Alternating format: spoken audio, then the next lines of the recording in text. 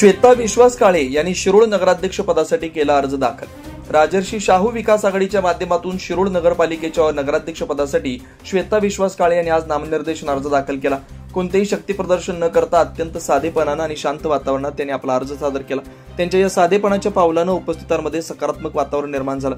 अर्ज दाखल केल्यानंतर पत्रकारांशी संवाद साधताना श्वेता काळे म्हणाल्या की आमदार डॉक्टर राजेंद्र पाटील यड्रावकर आणि शिरोळचे माजी नगराध्यक्ष अमरसिंह पाटील यांच्या प्रयत्नांमुळे शिरोळ शहराच्या विकासाला वेग आला। याच विकासाची परंपरा पुढे चालू ठेवण्यासाठी मी नगराध्यक्ष पदाच्या निवडणुकीत उतरली। शहरातील सर्वसामान्य नागरिकांच्या समस्या जाणून घेऊन त्या सोडवणं आणि आधुनिक शिरोळ घडवणं हा माझा ध्यास आहे। त्या पुढे म्हणाले, जनतेने मला एक संधी द्यावी। मी आमदार राजेंद्र पाटील यड्रावकर व अमरसिंह पाटील यांच्या मार्गदर्शनाखाली शिरोळ शहराचा कायापालट करेन। महिलांना रोजगाराच्या संधी, स्वच्छता, पिण्याचे पाणी, रस्ते आणि पायाभूत सुविधांवर विशेष लक्ष देईन। यावेळी माजी नगराध्यक्ष अमरसिंह पाटील, विश्वास उर्फ दादा काळे, अभिजित चुडमुंगे यांच्यासह आघाडीचे अनेक पदाधिकारी उपस्थित होते।